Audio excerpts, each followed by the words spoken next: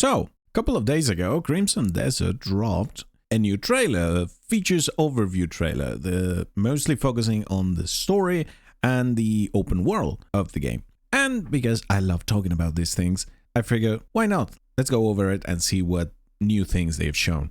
So they start out developing a little bit of the story, how it's gonna be structured. So it starts around, this is something we already seen in other trailers, how Cliff, which is part of this group, the Greymanes, they get either betrayed or ambushed or attacked, and a bunch of them die. And that's essentially where the game begins. Now, it's not clear if it's going to begin like right before it or after this event. I'm thinking it's going to be similar to like Final Fantasy 16, you know, that the game begins like right before everything goes to hell and you have like brief moment of peace and then all hell breaks loose, and then you're going to be set into your adventure. Mostly it's going to focus into rebuilding the Greymanes, and then the main narrative, which is the whole Sky Islands thing.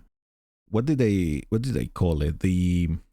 Something they refer to as the Abyss, like a different realm that holds magic and stuff like that. So the main goal is probably going to be around stopping people trying to use this power, you know, to do bad things, essentially, in the world.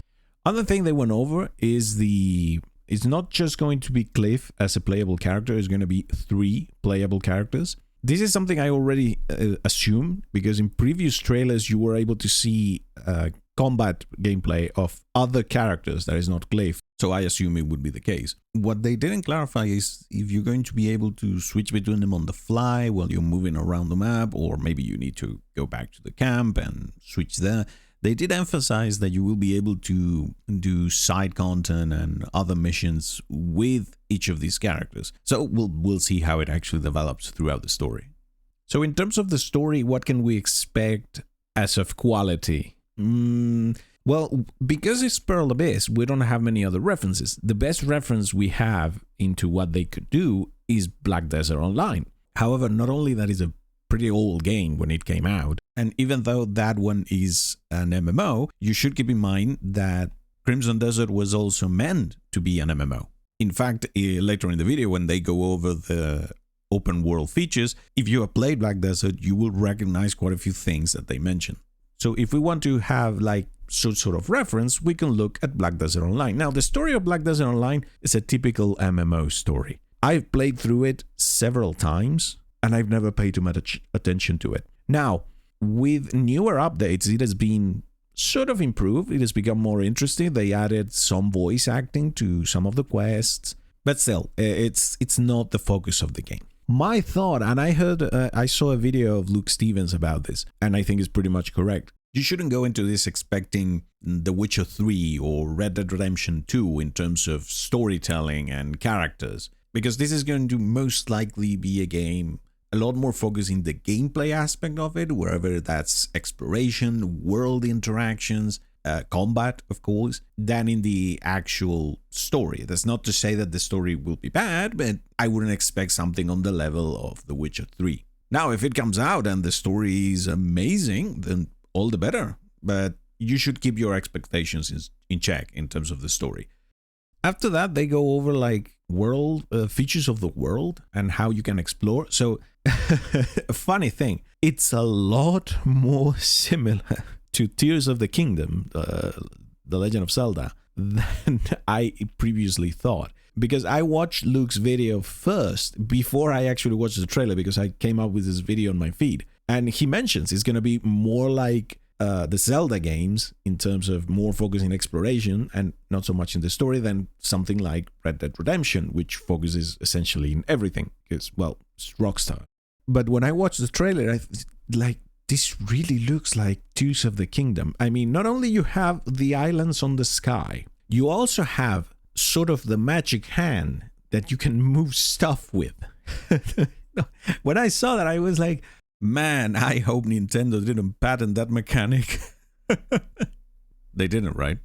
Now, another thing they mention in the trailer is knowledge. How you're going to be able to gain knowledge from the activities you do. Now, if you have played Black Desert Online, you know exactly what it is. The way knowledge works in there, it's you gain knowledge of everything, by essentially interacting with it. So when you talk to a new character, it adds the knowledge of that character into your own. So you know this character. And that applies to plants, all types of trees, locations, enemies, monsters, animals, farms. Everything in the world in Black Desert provides you with knowledge. For example, if you kill a bunch of enemies, you will get knowledge on that particular type of enemy. If you keep killing them, that knowledge will increase. The higher the knowledge, you will gain better rewards and more experience from killing that particular mob. Black Desert has an energy system similar to like a gacha game, for example. You have a cap, and the higher your knowledge, like in general, the more things you know, the higher that cap is. So that energy recharges as time passes, just like in a gacha game, and you use that energy for doing certain activities. Now, that is good for an MMO. I don't think it's going to be the same for Crimson Desert. They described it that knowledge you gain will help you open new paths and resolve some mysteries. So it's most likely going to be like you need certain knowledge to know how to perform certain activities or open certain locations, maybe puzzles or caves with loot. From what I've seen of the game, it seems that it's going to put a lot into exploration. Like it's going to give you some vague clues. I hope it is that way, that I'm not mistaken, that it's not going to be simply like you learn something and it marks it on the map immediately and you just go there and you find the cave. You can see in the trailer how Cliff finds like a map with a location, so maybe you need to follow the map. That would be cool. I hope it has some elements of that rewards more exploration. So yeah, you're going to be pretty much learning about the entirety of the world, not only locations, but you can see in the trailer how he learns fishing from watching a fisherman. I don't know to the extent it will go, but most likely it's going to be similar to what Black Desert offers. And one thing I really liked is that you're going to be able to, and I've mentioned this in other videos, I think, I love a game that allows me to change the environment. What do I mean by this? That because you do wherever it is a main quest or a side quest, the environment of the world changes. So a perfect example of this would be Fallout New Vegas. When you can choose wherever to detonate the nuke in the town. I don't even remember the name. I have been so many years since I played that game. But you have a quest that you have a choice. You can either blow up the nuke and that will destroy the town. It disappears for the rest of your playthrough. Or you can choose not to do so and the town remains and everyone in it, you can still interact with them. I love that sort of games because it gives you such a unique gameplay experience. So apparently Crimson Desert is going to have a sense of that because there are like enemy camps. There are locations that are apparently taken over by enemy factions.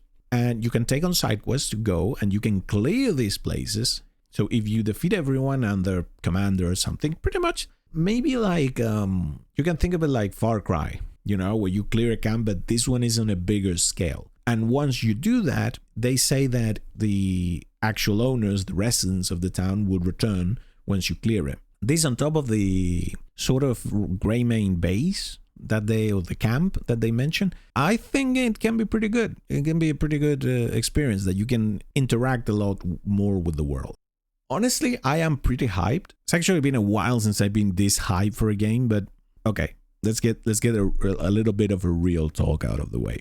I am someone that usually is very cynical to games like this because, let's be honest, this is a phrase that's been thrown around quite a bit, and I agree with it. It does look too good to be true. And I'm someone that has been disappointed many times, especially by AAA studios. At this point, I don't pre-order games at all, but mostly out of principle, because I simply don't trust them. I don't trust the studios anymore. If they can prove me wrong, that's amazing. But something happened relatively recently, that, gave me a little bit of hope. And that was Black Myth Wukong. From the day Wukong was announced, I thought, no way this game is real. I mean, look at it. It looked insane. And a few years later, the game came out. And my God, how good is that thing? I love that game. It ran great. It played great. it had an interesting story. It was a great game, great experience that proved that it looked too good to be true, but it wasn't. It was true. So after Wukong, I am more willing to give Crimson Desert the benefit of the doubt. Now there is that little voice in my head that tells me, don't get too excited, because even if they deliver in everything they said, maybe you start the game and it runs like dog shit, just like Monster Hunter Wilds did. Everything else about Monster Hunter Wilds was great, but it run like shit. That's why I played like 4 or 5 hours of it. I never even finished the story. Should probably revisit it at some point. So yeah, but I'm actually excited. I'm willing to give Crimson Desert the benefit of the doubt. And I'm hoping they can deliver. Listen, if they can deliver in everything they say the game can do and can be, this could be one of the best games ever. Like, seriously. Well, anyway, I saw the trailer, got very excited. This is just like overview 1. So at some point before the release, which is March 19, they're going to release at least 2 more, which is going to focus on the combat and progression and life. That's what the others are going to focus on. So I'm waiting for them. I'm really hoping that we can see them. Anyway, just wanted to throw my 2 cents because I just love talking about these things. If you're here, you're still here. Thank you for watching, and I'll see you on the next one. Hopefully they release it soon. I want to see more about it. Looks very good. I am excited. Cautiously excited. Thank you for watching. See you on the next one. Bye bye.